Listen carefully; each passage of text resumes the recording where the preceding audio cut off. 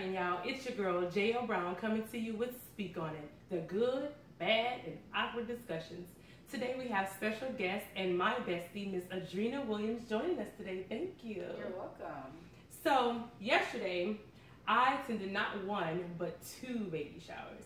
And so, if you haven't guessed, we're going to have our episode based on old baby, what they didn't tell you. That's right, pregnancy. So let's just jump right on in. So, you've given birth to 1 baby, and I've given birth to 3, yes. And I think the misconception, or I feel is a misconception, is when people say, oh, it's just such a beautiful experience. And, you know, to a certain extent, I agree. It's something that you don't want to miss out on if you're a woman who wants to have children. But I feel like I missed the memo where it's supposed to be beautiful. Nothing's beautiful to the babies out. So, I don't know, like for me, I was sick my whole pregnancy with all of my kids. Like, you know, how about you? Smooth sailing. See, you're the type of person that I just can't stand. It's like, oh, it was just so easy. It's like, really, all I did was puke and just wish that somebody would wake me when 9 months passed. Like, seriously. Oh my God, especially with my first son, I threw up until the day I gave birth to him.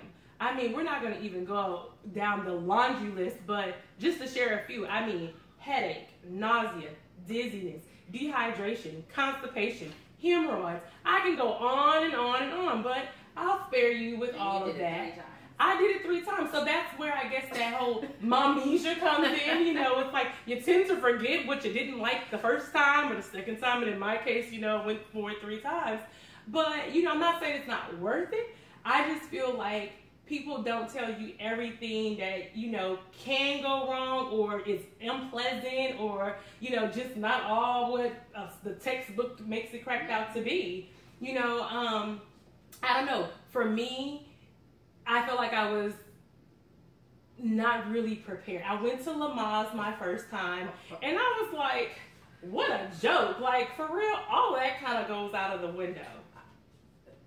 There's no way to be prepared at all, period. I met with the doctors, the whole birthing team, went to classes, and the way they told me that it would happen, it was like it happened in reverse. And it was, you know, they were like, oh, well, you're just going to have contractions. It's going to start off 10 minutes apart or what have you. And then when it starts to build up, when you're maybe 3 or 2 minutes apart, then you go to the hospital. Right. No, mine started at 2 minutes apart, and it was just like, I couldn't even catch my breath. So nonstop. Nonstop. See, and so you went into your labor. For me, I had to be induced actually technically with 2 of them, but I feel like it was all 3 because my first one, it was amniotic fluid was low. And then my second one, I was in labor, but then they sent me back home, not what my doctor told them to do. She was like, why did they send you back home? So I was like, well, they didn't send me, so I'm going to eat. I would have refused to go home. No, I was like, I'll go home because I wanted to go eat because I didn't know how long it was going to be. My first one was 36.5 hours. So it was like, when they kind of gave me the paid the waiver to go, I was like, deuces, you know. And she's like, get back here. I was like, after I go get me something to eat, you know. But just everything, you know, like I said, the morning sickness, I don't even know why they call it morning sickness. Because I had what I call all day sickness. Like from morning till night, I was throwing up. I couldn't hold this down. You know, this smell was awful. Oh, the smells. The smells were the worst for me. You're looking like, what are you talking about? The only thing that I could not stand was a Chinese food place by my job. Other than that, I didn't have any of those issues. But when I ate, it had to be good food. So I wasted a lot of food throughout my pregnancy. Wow. It had to be good Your baby was food. like, mama, this won't do. No, McDonald's, It right. had to be so, good. like, what was your, like, biggest fears? My one fear, my one concern wasn't about a healthy baby, but it was about an ugly baby. What if I had an ugly baby? That's what scared the life out of me. And my mom was like, we don't make ugly babies.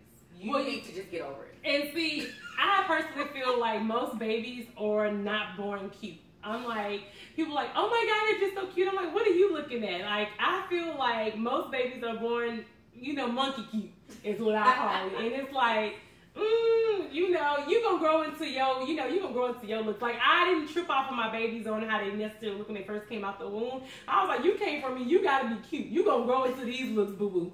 Like, for real. It's like, I'm with your mama, like, you know. But the thing is, there's this unspoken rule where you cannot tell, like, your friends that their babies are not cute. You just take that to the grave. And you just be like, you just wait until they're like, oh, isn't she or he's so cute? You're just like, no. I'm like, no, I don't say that. I'm just like, oh, bless their heart. Like, look at that outfit. Look at the outfit. You know. I just agree. At least I didn't say they were cute. The mom said they were cute. You know, I guess so. I mean, you're more modest than me on that one. And God, you know, that's why I'm not having no more. But it's all good. I'm going to hell for it. But all babies ain't cute when they first come out. You know, it's kind of like when you get that new haircut. You know, you have that dude. You're like, oh, yeah. And you're like, oh, look, he's not so bad. You know, it's okay. But my concern, honestly, was not being able to push. And I think people don't understand that. You know, they go in thinking that, you know, this baby in the gravity is just going to happen. But you really kind of got to go in like you're giving a real good on the toilet. And I think that in Lamont's, if they kind of told you that, people would be more appreciative. It's kind of like taking a poop, but you got to put that pressure a little bit up, you know, a little bit at in the chochi area. So that was an issue, but I was actually pretty good at pushing. My babies was out. I'm like, you getting out. You getting your eviction notice today, buddy. So my first one, I'll never forget because I wanted to have the mirror so I can kind of see it also. And I was like noticing that his head was kind of going back in like a little turtle effect. And I'm like, oh, this ain't gonna work. You got to go. So they, you know, I tell you to rest between contractions, and I was holding my breath. So it was like, push, stop, push, and it was like, I just was like, you are getting out of here. So, you know, I think my longest pushing time was like 15, maybe 20 minutes. And I know people who push for hours. And I was like, no, I have been sick. I have not felt good. You know, you got to go. It is time for us to meet one another. I need to look into your eyes. Come to the light. Come to the light. How I felt. But, you know, and then what about like your spouse or, you know, your significant other? My husband, I feel like, dude, what's wrong? I'm getting an epidural, which that's like heaven sent for some people. Wasn't necessarily heaven sent for me, but it was definitely not heaven sent for my husband, because when he saw that I was getting the epidural, this fool got lightheaded. So the nurses had to like escort him out, and all you heard was like, and he just didn't slide, collapsed on down the wall. I'm like, really? Really, fool? But, you know, the unexpected. I think these are things that they don't tell you. You can have this birthing plan and you can have everything visioned in your head on how it's going to play out, and it's not necessarily textbook. I'm sorry, it's no manual. I thought I was going to have a natural birth too, but honey, when those contractions kicked in at 2 minutes apart and all the way until I got my epidural, I was just like, there's no way. That's right, because you did not have vaginal delivery. I did not. I had a C-section. See, and so how did that make you feel? Because I never had a C-section. Well, when the doctor told me that I needed a C-section because my baby's heart rate was dropping, it like hurt my feelings. I felt like I was getting gypped. So I did cry for a little while, but then I just got over it and was like, okay, let's just do this. Right. You know, I felt like I wasn't actually giving birth. But, you know, the other people there were very comforting and were like, you know, this is just a different way that you're giving birth. Right, exactly. So it was okay. It wasn't bad. Yeah, they weren't giving out any certificates No, or they came out the canal versus if they split it out. We all was going home with a little token, you know. But speaking of going home, I think one of the other things that people are not prepared for, and no one wants to think about it, but it's true, giving birth to a child is a very, very serious event in our lives. And, you know, a couple years ago, I lost one of my friends who was giving birth to her daughter, and things just didn't go, you know, as planned. And unfortunately, she did deliver a very healthy baby, but in the midst of it, she's no longer here with us today. And I think that people take that for granted. We need to be really cautious and mindful of what it is that we're getting ourselves into. Our bodies are like incredible to be able to create and grow and deliver a baby. They would explain that to a first time out because, well, I am very paranoid and scary at certain things, but if that was told to me, I don't know if I would have had my. You think you would have just? I wouldn't want to gamble with my life. Oh, well, that's just selfish. I mean, that's just my opinion. I wouldn't want to gamble with my life. I mean, I see that on one level, but I don't think. But this baby did. Okay, so that's just one of those things where it's just kind of like, whoa. But this is true facts. Right. This is true feelings, and maybe this is why they don't say, you can really lose your life. And it's not like this happens every day, right, in the hospitals, but these are things that can happen. It's very serious. And I think that this is why people need to be giving honors to their mamas on Mother's Day, because we be putting our lives on the line, giving y'all, life. Right. Let there be life and let it be death. And, not just putting our lives on the line, honey. Some of us still toting around 20, 30, 40 pounds. Ooh, we're not going to even go through the whole. Having this precious being here with us. Right. Oh my God. That. Right. But let's not get it twisted. Some of us been walking around here, then lost that baby weight and then put it on and still want to go. Right. This boy walked around 18 years old. My dirty fat. It ain't baby fat. No, it's called get to the gym. But it's okay. Right. It is definitely okay. I don't know. Is there okay, so what advice would you give to a first time mom, like something that wasn't told to you that you think that moms should know? Be open-minded to the whole birthing process. Mm-hmm. If you have a plan, just don't write it in stone. Make sure you leave room for changes, modifications, or if you just have to do something completely different in order to get this baby out. Right. And however you deliver your baby, it's fine. It'll be okay. If it's vaginal, C-section, well, those are the only two ways, but you'll be fine. You'll be fine. I think so. I mean, and just know that everyone has this fairy tale delivery in their head. Like, I had a birthing plan and it went out the door, with all of them actually. I'll never forget that first one though. Oh my goodness, it was after being in labor, I think it was 26 of a 36 and a half hours. And my contractions was coming back to back, no break, because I had, was on Pitocin, which, is to try to help you get the labor going. But it had kicked in, and my mom had even gotten, nauseous and sick, and I was on there holding on to them bed rails what the fuck is wrong with me? It was like The Exorcist or something. Seriously, these are the things that you go through, but no one told me, if you get induced, that you may or may not, be able to have a vaginal delivery or, breech babies. That situation where, sometimes I've heard where doctors had to put their hand up there to try to help turn the baby. These things actually happen. Or, oh my goodness, one of the embarrassing things was, did you poop during your labor? Not at all. I did. And God bless that nurse who had to clean up my little pebbles.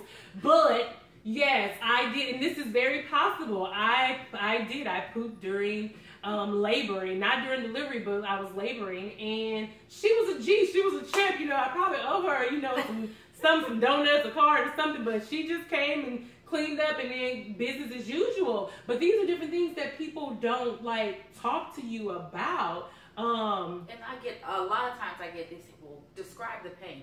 The only thing I can tell you, it is a total out of body experience. Right. I have never tattoos, ear piercings, whatever. Nothing compares to the pain of a contraction. Nothing at all. No. It's just and all I can say is it makes you speechless, and it turns you into somebody else because, my boyfriend told me I was very mean. And I mean, it's just, what else could I do? I wasn't a momzilla, but it was just at one point, I didn't want, don't touch me, kind of. I was don't touch me, don't talk to me, don't look at me, just don't do anything. Now, did you have what's called you didn't have vaginal delivery. So, but there is something that's called the burning, or kind of the ring of fire, or something to that nature, where when the baby is coming through, and I didn't experience this until my third baby. So we're in the hospital. One of my girlfriends was like, did you ever experience like the ring of fire or the burning sensation? I was like, oh no, right? So here comes my smallest delivery. He's coming through. I'm like, oh my God, it was burning. It was like my chochi on fire. I was like, you freaking like jinxed me. And I did like a pump, a push, and a grunt, and he came out. But I remember that burning. I was like, that was no joke. And then episiotomies. I think people don't talk about that when babies are large and they are not, their head isn't making room through the vagina, and sometimes you got to get a little snip. You know, these are things that needs to be discussed, because women are like, what do you mean? What do you mean cut me? What do you mean I'm going through all of this? No C-section, you still got to cut something? Yeah, you still got to cut some, boo-boo. Like, just, you know, not everybody, because I didn't get cut, but it is what it is. Yeah, any way to get them out. Right, any way to get them out. Any way to get them out. I think that the best plan is to not to have a plan. Right. And just go with it. Just go with it. Yeah. That way you can be a little more relaxed. I think so, possibly. I don't know how relaxed you can get with something like that, but possibly. Right. So before we let you go, we want to do something that on Speak On It, where it's called Speak On It, fact or fiction. Now I'm going to ask you 3 questions, and you have to let us know whether or not you think it is a fact or you think it's fiction. Are you ready? I'm ready. Okay. So, lifting your arms over your head while pregnant will cause the umbilical cord to wrap around your baby's neck. That is fiction. Mine is just fine. Yes, right. That is very false. That is fiction. I was nervous though the first time. I was like, but I want to hang up or reach, you know, a cup or something. What if, and it was at one point when nobody was around, I was thirsty, and the cup that I wanted to use was on the top shelf. So, and he was just fine. So that's good. All right. So 1 for 3 so far. Let's see. So question number 2. You should not take a hot bath while pregnant. That is fiction. That's a fact. You actually shouldn't take a really hot bath, meaning it's okay for the lukewarm and stuff, but you shouldn't take a hot bath. You shouldn't get in a jacuzzi or a sauna or anything that's going to rise your body at 102 degrees, because it can in fact boil the amniotic fluid. I actually think that we know someone who did that. They went to Tahoe, and she, now unbeknownst to her, this rule, got into a sauna, and she went into preterm labor in Reno actually. And yeah. Well, you got lucky, but you shouldn't do that. Like, you know, the rule of thumb is that you really shouldn't, because it can, if it rises your temperature above 102, that baby's in there. And that's like, you know, imagine your baby with the skin and stuff is so thin. Yeah, so that is a fact, people. Do not take really hot baths or get in saunas, jacuzzis, or anything that's going to raise your body temperature over 102 degrees. So, and question number 3, you are not supposed to dye your hair while pregnant. Fact or fiction? Well, based on what I did, I'm going to say it's fiction. Absolutely, it is false. It is fiction. That is like an old wives' tale of like, oh, the chemicals. And I always wondered when I first heard that, what the hell does what's going on up here got to do with what's going on in the anatomy that's within me down here? That's fiction. Is so wives' tale. So you got 2 out of 3 right. So not bad. But I've heard so much crazy nonsense. Oh yeah. Oh, it is so many. It is so many things. And one of the things, even though I know we're talking about pregnancy, well, this is actually befitting for pregnancy. Mm-hmm.